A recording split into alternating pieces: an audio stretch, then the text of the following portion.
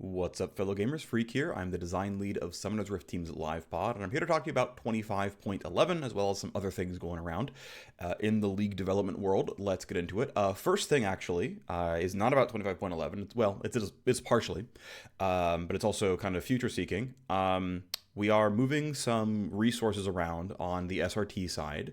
So Summoner's Rift Team has the live pod, which I'm the design lead of. It's things like the reactive balance, for example. It's the seasonal pod, so Otacon being made, feats of strength, the Otacon rework, etc., demythicking, things like that, all come out of the seasonal pod of SRT. And we also have a behavioral systems pod. Which is things like the new soft inting detection and taking on things like chat toxicity and whatnot. There's a lot of work to do here, of course, but the thing I want to bring up is that I am being allocated for my sort of individual contribution hours. I'm being moved from live onto behavioral systems. Now, live is still going to be doing reactive balance, but we are going to be doing fewer sort of mid to small size projects. So I know when I was here with the last video talking about the AP item update, I said that I wanted to go and look at other item systems. We may still do that through the lens of seasonal. So you may see something in maybe season 3 this year or season 1 of next year. But basically there are far fewer live design resources. We are increasing our sort of allocation towards behavioral systems. And so I want to kind of bring that up as like, hey, some of the stuff I'm going to be talking about is going to be more in that space because I'm going to be working on it a lot more. And as I onboard and learn more, things going on. So the areas that I am focused on as of last week when I got moved over to my allocation towards behavioral systems is the LeaverBuster system, which is basically AFK and DC detection and what happens when you do that, as well as in-game chat toxicity.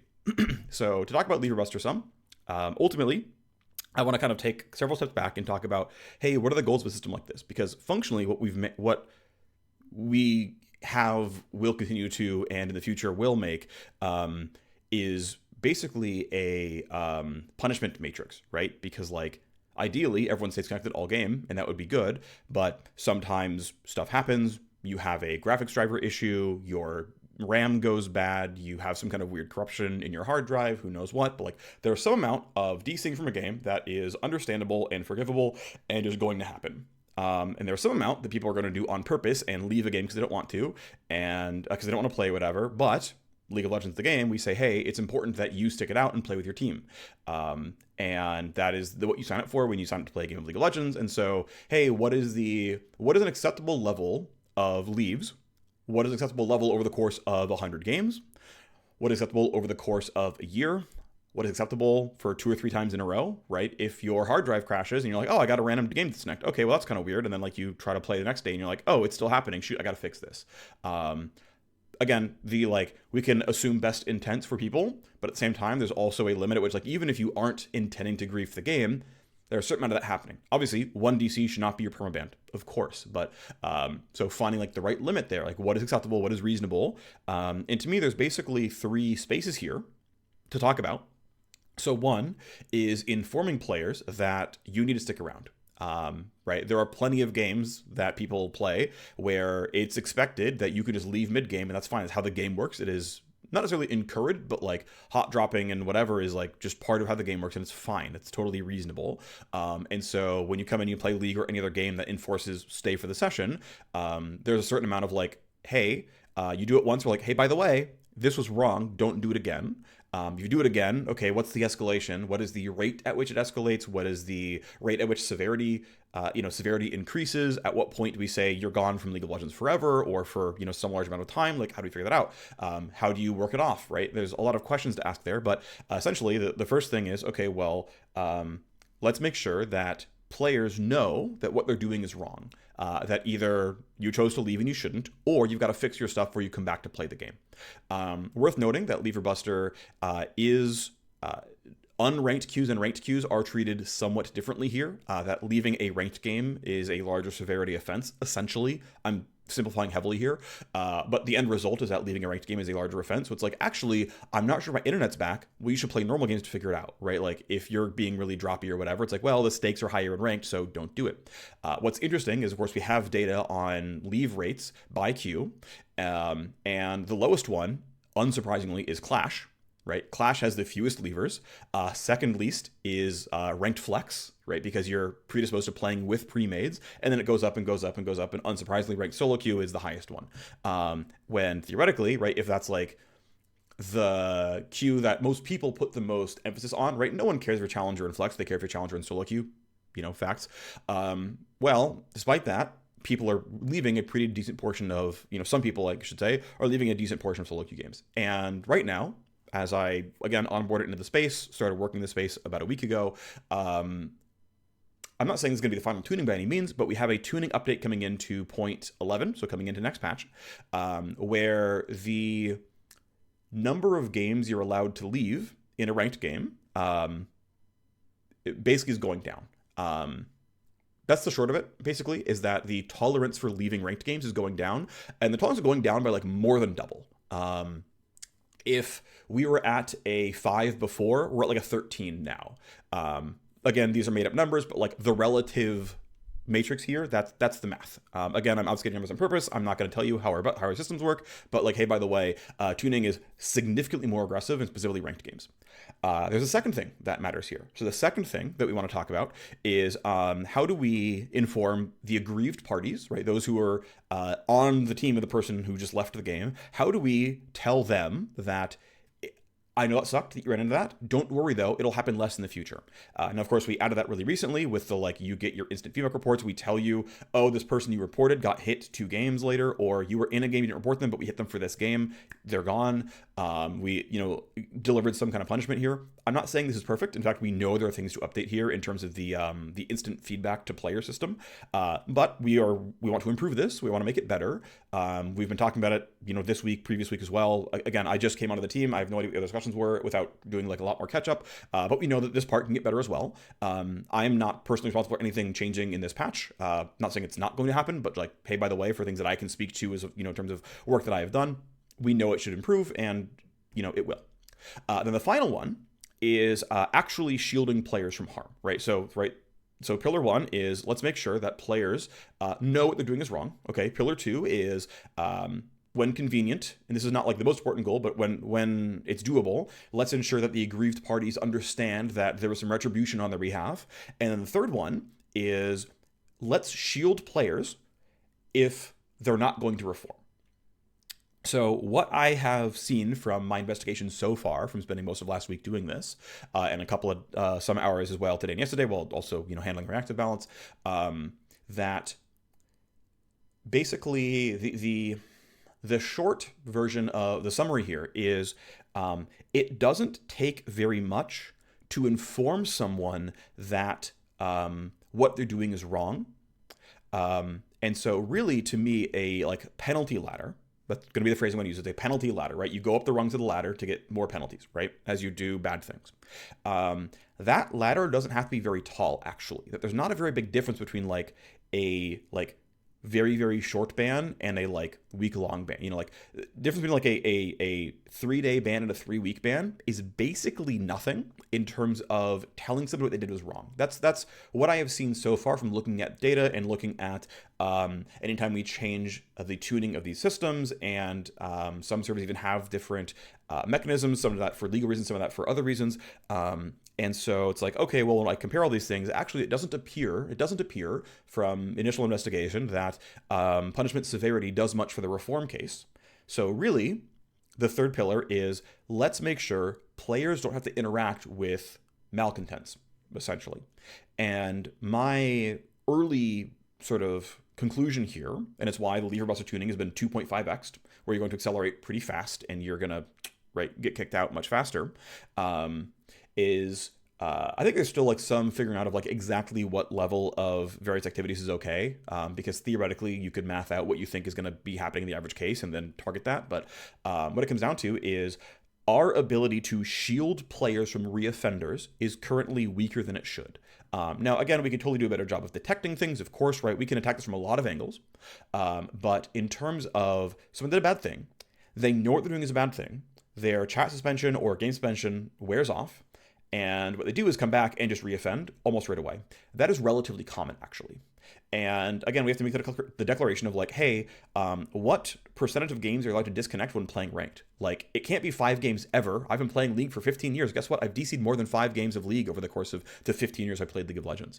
Okay, you have to unwind it at some point in time, obviously. So again, finding those numbers, but like, well, if you're above this number, stop playing ranked. Or stop playing with random teammates, or right, who knows what. Or if you're going to be this level of toxic in chat, just never chat again. Well, 2 strikes and you're out, or something. And so the point here is basically that this is the space I'm investigating after the LeaverBuster tuning, which is, exactly understanding what types of chat get flagged in what way and how fast they go up the ladder. And the 2 things basically here are in the guise of shielding players and getting them less affected. And I really should have had a bunch of bullet points here, so I was like much more directed here. Sorry, it's kind of rambly.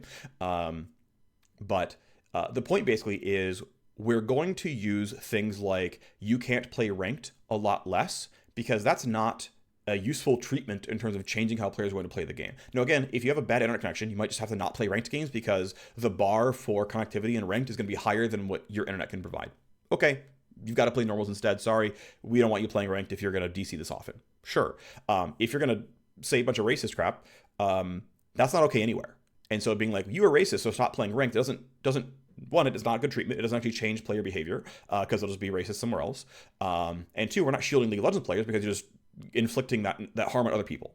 And so the tuning that's going to be coming up for chat toxicity, and the nice thing about how this is handled is it doesn't come out the same way that patches do. So this can go live like at any point in time as soon as we're happy with the tuning, and it passes QA and it goes up to the servers, right? And so the investigation here is like, okay, well, ranked restrictions don't seem like very reasonable things for chat toxicity. And it seems like reoffense rates are quite high, that if you get hit with anything, right, for some players that fixes it. And so we can give you like your warning, and then you can like work it off and go back to you're no longer in bad standing. For everybody else, it's like, oh, well, if you're going to reoffend, let's just take your chat away. And so we are pretty aligned that we're going to go incredibly aggressively when we find the tuning we like. Again, don't know the details just yet, but we're going to go really much more aggressive on chat toxicity because 1, it is actually the most common report type. It is the single most common thing that not only new players tell us, but also established players tell us. Like, you're a level 300 ranked solo queue player and whatever. It's like, this is the number 1 report category. It's not particularly close, and it's like, well, we should shield players. Like, again, we can give you a strike and say, here's your warning. Don't do this anymore. Don't do this anymore. Okay, fine. But then we need to pretty quickly be like, we can't trust you. Leave chat. Other considerations here are that, like, we know some portion of players have alts or smurfs. A distinction here is an alt is you're at your own MMR even if it's another account. So, like, I assume Pobelter has, like, multiple League of Legends accounts that are, like, all functionally Challenger. I played against some of them before. And it's like, well, that's just an alt. It's still him. It's still Pobelter, and he's still Challenger, so whatever. And then a smurf is like, I am some Challenger player and I have a platinum account. It's like, because that's really rude of you. But regardless, that's not the point here. The point is giving a game suspension for chat just means that players are likely to go to their other account, their alt or their smurf or whatever, and then to be toxic there. And we still haven't shielded players. And so the direction we are likely to go is that no game bans for chat toxicity, because that actually encourages them to go be chat toxic on another account and still harm League of Legends players. We should just ensure that, like, well, if they're chat toxic and we're sure, just remove that from them, and then shield players appropriately. And that means you're going to have someone be, like, really rude to you in a game. You're going to see them be in another game 20 minutes later. But again, we can give you the proper feedback that, like, hey, they were really messed up here. We've removed their chat. Like, and so those are the kind of 3 approaches. Those are kind of the 3 spaces. Want to talk about that? I know it's been a long time on one slide, but wanted to give the update on things I'm working on and things that we're going to attempt to improve the game. Vectors are going to use that for. Okay. Quick recap on how the last patch went and AP items so far. Nothing too out of the ordinary. Obviously, there's some champs who went up and down a win rate with their new items being better. Nothing seems truly inappropriate here. Most nerfs landed as big as we wanted. The one item that we're really off on right now is Horizon Focus. One thing that is somewhat undercounted here is a big user group of old Horizon Focus were champs who actually didn't want minion damage. It was Xerath and Vel'Koz support specifically, who don't need the minion damage part. And so for those champions where AP does help wave clear, and that does matter, trust me, there are breakpoints, they do exist. Damage to towers and like dragon and stuff even matters. that especially through the lens of support artillery mages, Horizon Focus was a lot weaker, and so we have some big Horizon Focus buffs coming in the next patch. Otherwise, the Garen update that I mentioned in a video about a week ago is going out, and of course we have our normal slew of reactive balance changes. Let's move on. Yeah, so Garen, I have an entire video about this. It's like 30 minutes long if you want to watch that. It's the most recent video on this channel. But TLDR, lower cooldowns on W and E. The overall burst damage is going down. E is going to deal less burst damage until later on in the game, and that's even if you don't build crit. If you build crit Garen, it's going to be lower damage there, as well as damage on R, so he's overall less bursty, but has more repeatability and a better ability to sustain damage overall, and as mentioned here, shifts from building crit chance to building bonus attack damage. As always, we'll see how it goes when he goes live. We'll see what the tuning state is, and if we have to change things around, of course we will, but we expect this to be pretty win rate positive, because to be fair, current fighter builds aren't very good, and so the expectation here, the hope here, is that fighter builds are balanceable and tunable and feel appropriate to play against for the power level. And yeah, again, there's an entire video about that one, so I'm not going to spend much more time here. Champion adjustments. So as of last patch, we had been pretty neutral in terms of buffs and nerfs overall in the champion system. In this case, we are going to be slightly buff heavy on the patch, but not too bad. I try to keep an internal tally of power creep to make sure we're not going too far into one direction here. Ultimately, there's a bunch of changes where even if the goal is win rate up or win rate down in several of these cases here, it's adjusted enough to where it's like, hey, this is going to be a little bit up in the air. Let's talk about it. So up first is Aatrox.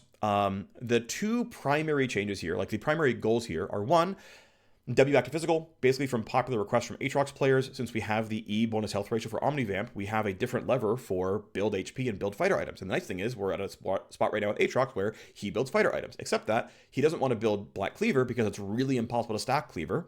He has to go Cyrilda's. And so by popular request from Aatrox players, it's a very good change. W back to physical damage. Great, cool. That's generally going to be slightly power negative, but that's fine. No big deal. Another one, actually coming from popular request from an Aatrox influencer, was like, hey man, Q sweet spot feels kind of weak. Now I think there's actually more that could be done here around like bringing up Q1 damage, bringing down Q3 damage, that the champ is not just really reliant on Q3 flash, which is, to be fair, a decent portion of the champion's power budget, but like Aatrox, the guy who lands Q, and giving him room for counterplay in terms of dodging sweet spots, generally pretty good gameplay, actually. That's a really sweet spell. It's really well designed. I think this champ's really cool. And so just juicing up very slightly the amount that Q sweet spot matters. Cool. Of course, this is a strict buff. Obviously, this is truly power positive, and it's a lot of power. We've done this before. We went from 1.5 to 1.6, and it was like, I think, 1.5% win rate or so. And so we know that this is a very, very, very small nerf. W is barely any of his damage. We know this is going to be around 1.5% win rate, which means he has to lose win rate somewhere. And one thing that is true about Aatrox right now is that passive heal, especially late game, actually gets really, really absurd. So one thing to note around Aatrox passive is the heal is post-mitigation, which means old Aatrox, when this was physical damage and he built a bunch of lethality, it of course ramped his healing a bunch, and it's why we gave him the health ratio on this. But when we changed his passive over from physical damage to magic damage and gave him this bonus health ratio on his heal, he ended up having really, really extreme healing, and some of it is expectation breaking, because what functionally happened when he went from 8% max health, or sorry, when he went up to 12% max health and it became magic damage, is it ends up being the highest damage throughput / healing the spell has ever had. And like this just is a little bit too high. It feels kind of egregious, especially under your ultimate, especially with the E stuff going on. The amount of healing from a single auto just gets to be like a third of your health bar at some point. It's like at a certain point, this is just like a little bit too much. And so bringing it down pretty heavily. We know that Q sweet spot damage is going to give him damage, especially towards the late game as you rank up points in Q and get more bonus AD and pop your ult for fights and whatnot. And so it's like, well, your early laning phase is going to be the same here. This will be strictly stronger, of course. And then as time goes on, you're going to lose this. But again, your Q keeps scaling, it ends up still being powerful. The goal here is pretty much power neutral. We're going to say it's within about a 0.25% win rate. I forget if gameplay analysis said positive or negative. I think they said positive. I could be wrong, but I'm pretty sure they're like, this is like plus 0.25% win rate. And like, that's fine. Right. We wanted the W change because it's good to help him build Black Cleaver. Wanted the Q change because we want the spell to feel good. And then this is like a nerf that I think is reasonable and conscionable and directionally good, that like is roughly the right amount of power budget. And so of course, if we're off and we're like off by 1% win rate, we'll buff or nerf as needed, but that's the change there in sort of step. Next one is Annie. So Annie, the update and subsequent balance update went really, really well. Annie has a massively higher population. Many more players are playing her now. Ban rate, of course, going up as well because she feels a lot more functional. And her win rate, I should be clear, her observed win rate is identical to what it was before the update, so back to 3 patches ago. Now, again, observed win rate is not power level. One, there's always the sort of mastery curve question of, did a bunch of new Annie players come in and drag the win rate down? That happens some. For example, Nefiri's mid lane win rate went up this patch, despite the only change being a direct jungle nerf, because some people moved over to playing Nefiri and they're gaining mastery, so the win rate's going up, right? Like, that's just going to be a thing that's going to happen some. Regardless, though, so Annie has a currently observed win rate that is the same as before, which, to be fair, we think is a little bit too high now. Now that Annie has a much more sort of proactive and, basically proactively usable kit, the level of win rate she has is a little bit too high, so we'd like to go for a small nerf here. And the sort of big point here is that currently the tuning of Annie is such that she has an extremely strong game time scaling win rate curve. It's very aggressive. She's very, very sharp from gold scaling. And not only that, she has a unintuitive correct max order, where the best way to build Annie is W max first. I'm fine if that's equal to Q max, but the correct max being unknown to most players is generally a negative, because it just, like, I don't want to keep going into it because I've brought it up several times. Ultimately, it's a not a great thing if the correct max order is not intuitive. So let's try to flatten that out. And we would like to make, I don't mind if Annie is like somewhat a scaling champion, but the degree to which she's a scaling champion is extreme. She outscales Ryze functionally. She has like the same scaling profile as Kassadin right now, which is ludicrous. And so it's like, we should try to move this around. And so it's a power adjustment to bring up her early game and bring down her late game, while trying to be very lightly power negative, but not hugely so. So plus 4 armor, minus 0.7 armor growth usually is roughly win rate neutral. This is a pretty replicable lever here, and this will tend to be true. And so Annie getting 4 armor is a big deal. She wants to auto attack you. She's going to take minion aggro, right? She's not doing Xerath Qs for max range. She's taking aggro for a lot of her sort of trades. There's plenty of physical damage in mid lane here as well. Obviously, support Annie's going to like this a lot, but support Annie's nowhere near as good as mid Annie, so no rush here. Nothing too scary just yet. But yeah, we're in a boat here where Annie's early game is hot trash and Annie's late game is extreme. And so the armor spout of this is like, well, this is a roughly win rate neutral trade. Cool. It's within like 0.1% win rate on average for any champion we do this to, about 0.1% win rate. The other side, though, is, again, Annie is actually, we think, OP. And the max order problem is here. And so the W damage is being nerfed by 5 per rank up past the first, and a 5% AP ratio nerf here as well.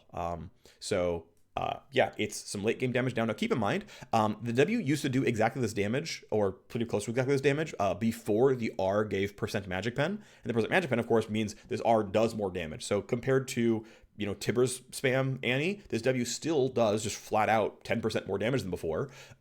It's just, tied to an R passive giving you pen, but like the spell damage is higher. Q, massively higher than before, right? Q is like plus 10 to 30 and like 10% AP, and again, the magic pen, like the, power has clearly been shifted towards these spells, but hey, let's bring in the power curve some, and we could go a little bit farther here.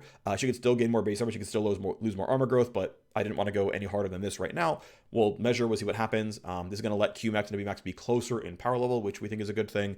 We'll measure what goes on. We'll see what happens to our player base, but generally speaking, we think these are going to be good changes. Next is Kassadin. I saw people like cry wolf over the AP ratio nerf on R. I think that's kind of silly here. Ultimately, Kassadin is sharper in matchups than we would like, ultimately. I think it's fine if Kassadin is somewhat anti-magic. He's got really sharp matchups in champions like Aurelion Sol because his Q interrupts a Soul Q, and that's a pretty big deal. He also can never take Q damage because he just reflects around and can't be hit. The matchup's just, like +7 or something. It's like pretty ludicrous. But anyway, there will always be matchups, and that's fine. But Kassadin is so sharply anti-magic that you basically can't be a Kassadin main because so many matchups are just astronomically unplayable for you. And there's totally a world where we could have gone harder here and gave him a lot better landing, especially with physical damage here, but it's a relatively light touch of let's flatten the power curve a little bit. Keep in mind, Kassadin has one of the sharpest power curves in League of Legends. It's fine if Cass is a scaling pick. That's still going to be true. That will remain true. We will happily retain Kassadin as a scaling champion. But one thing that we have tended to notice pretty replicably is, even for scaling champions, giving them some agency in the early game. Like, even if they're not good, if they can feel like they can play League of Legends in the early game and like try to interact a little bit, it makes those champs feel a lot better. And so 10 flat damage on E and 2 flat damage is going to be a decent amount of power here, probably north of 1% win rate. especially Cassidy being a melee champion whose Q pulls aggro on click and whatnot, like this champ is going to take physical damage quite a lot in lane. And these numbers just add up. They just do. The numbers add up.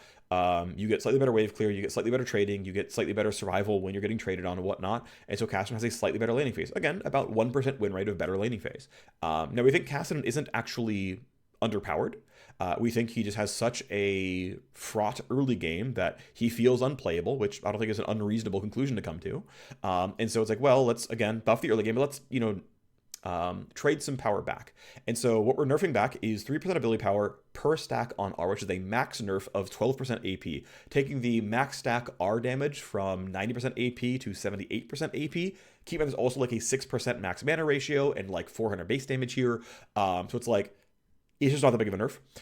Last time we changed cast and R by a flat 10% AP, aka stack 1, first cast at a 10% AP ratio nerf, that was 1% win rate. So this is 1% win rate if every spell you ever cast was max stack, which it's clearly not. So this is probably still going to be power positive to Kassadin. If it's negative, I will be shocked, but I guess live and learn.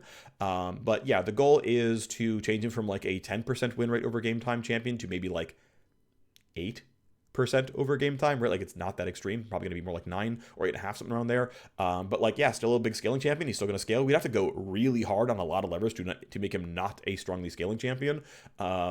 That's not gonna happen. This guy will be one of the best scalers in mid, if not the best for pretty much all time. I guess if Kale shows up in mid, maybe she'll beat him, but like not by much. Yeah, that's the direction there. Next one is Samira. This is trying to tune Samira back to some levels that she had back when she had Mythic Shield Bow. Ultimately, Samira as an assassin ends up being pretty feast or famine and fairly unsatisfying for her prospective players and her opponents, because basically you either understand how to like fast ult or you don't, and if you can't fast ult, your champ kind of sucks. If you can fast ult, you're actually a really good champion. And then it's just like, do I have enough damage to one-shot their team? Yes, no, let's see what happens. And this ends up making the playstyle be kind of flat, and again, because she can fast combo into the ultimate, there's only so much room to like let this champion be good, right? Because like that is real and carries real power budget.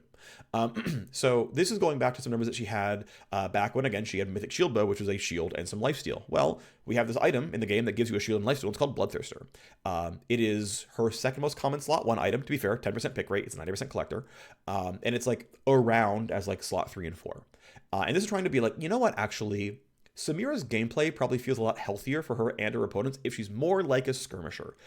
If she's like able to take a hit and like kind of trade in and out and like use the attack speed and actually survive long enough that you can build up to your ult if you don't know the fast combo. And so this is really heavily rebumping the lifesteal ratios. Now, if you're using current Samira live build, your only lifesteal is Doran's Blade and Legend Bloodline. Everyone goes Doran's Blade, and like 99% of players go Legend Bloodline, right? So obviously even Collector Samira is going to get a win rate bump here. And Collector Samira, again, is not actually a weak champion, just the gameplay is not great. And so these are meaningful buffs. And so there's a small 10% bonus AD ratio nerf on the W. On each hit, this can be 20% bonus AD in both halves. But keep in mind, like, Samira's W is like 8% of her total damage output. It's like not high, right? It exists, right? There's real damage there, but this is a really small nerf. This is like under 0.5% of win rate. And this, if you're playing Collector Samira build, is like probably also like 0.5% of win rate, because it's not that big of a deal when your lifesteal is like 8%. And that's after you fully stack Bloodline, which takes a while. The goal, though, is to give a really substantial increase to Bloodthirster's value. You might go BT first, you might go BT second. Both are acceptable. We'd like BT first, I think, but if she starts going that item more, she suddenly has a pattern that feels a lot more like a skirmisher. She's got a bit more health to survive damage coming in. She's got some lifesteal to lick her wounds back up. This means the champion doesn't have to be nearly as feast or famine, because she can take a trade, chunk you to half, get chunked to half, and be like, that was good for me. It was good we both at half. I'm going to go lifesteal off this wave. And that's a winning trade. And it's good to have the ability for a champion to have a winning trade that does not one-shot you, because now attrition is now part of the game. Now there's more ways to win and feel good about yourself and have your champion do well. And the opponents get the ability to like actually digest what went on and be like, oh, okay, next time I'll play it differently and not get chunked to half, because I'll like save my Buster Shot or something, or like not get it windwalled or whatever. While still letting Samir get her win, the opponent gets to learn and not be like, well, now I'm down 700 gold. Doesn't matter, the next time I'm going to die. So overall, right, some pretty positive there, I think, especially if we can move her towards being a little bit more like this AD carry skirmisher hybrid that I think her kit honestly suggests she is.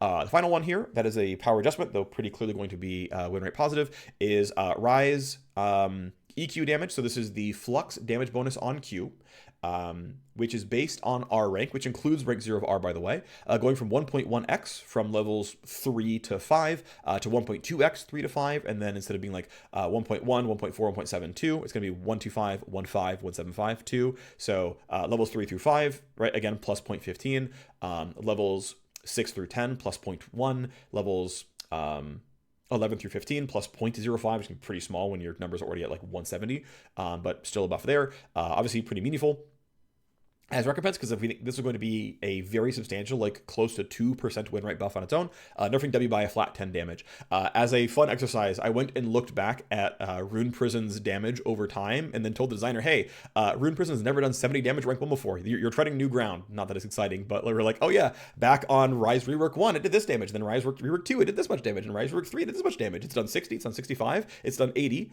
We've not done 70, I've not done 75. So 70, brand new number. Congratulations. Really minor stuff. I just thought it was cute. I'm telling that story. Anyway, again, we think it's going to be probably about 1%, maybe a little bit under, maybe 3/4 to rise here, but should promote higher quality gameplay. Him just pressing W on you on cooldown is obviously not the highest quality gameplay, and so nerfing that some, I think, pretty reasonable. All right, we now go on to really straightforward strict buffs, inarguably just power positive changes here. Horizon Focus, 100 gold cheaper, plus 5 AP.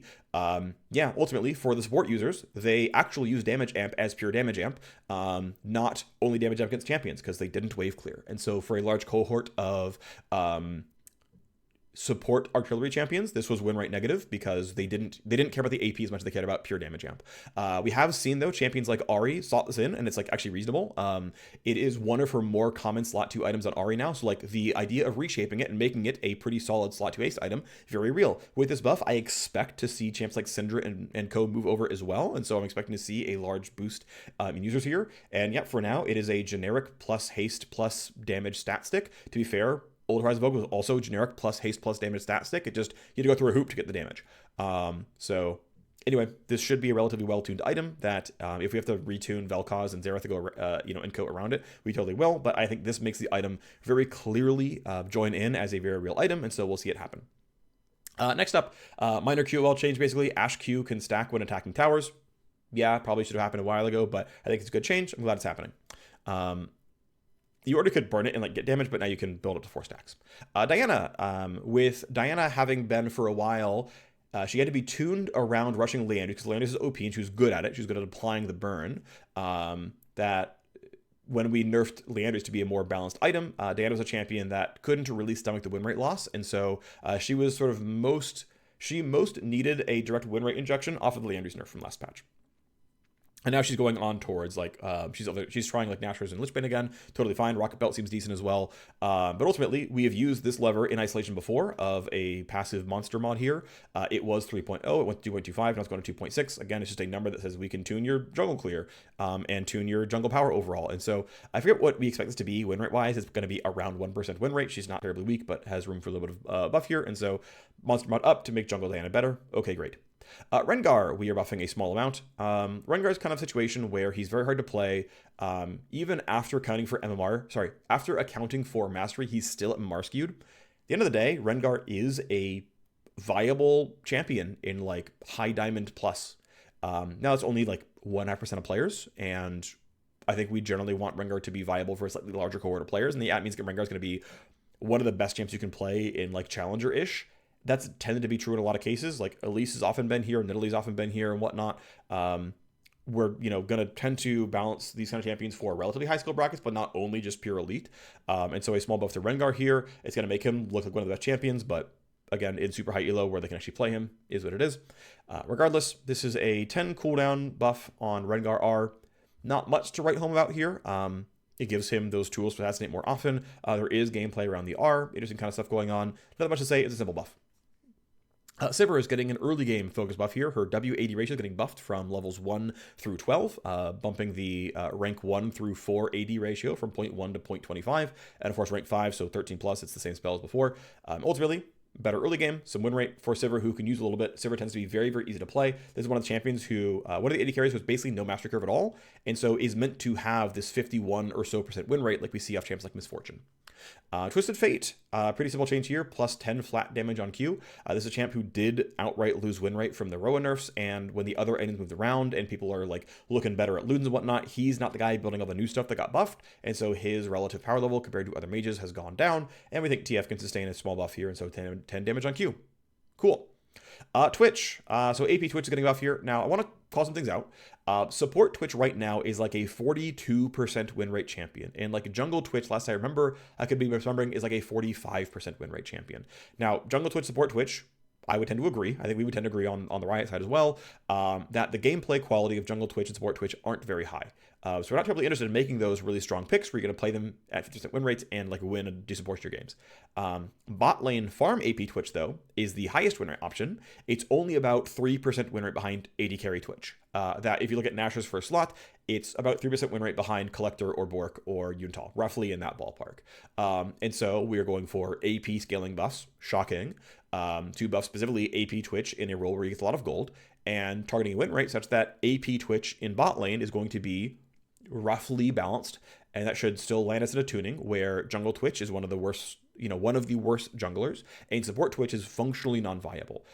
That is an intended role skew right now. Alt roles are cool, alt builds are cool if the gameplay is of quality.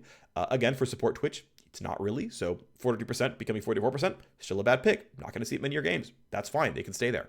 But again, the alt build being there for AP bot Twitch, totally fine. And so we're willing to like have that tuning be, relatively powerful.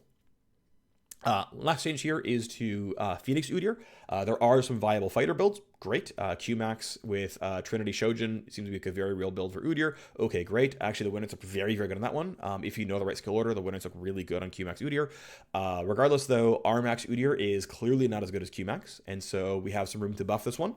And so the first buff is the stance auto attack damage when you press R is going, I think it's from 10 to 30 to 10 to 40 by champion level, as well as a 5% AP ratio increase.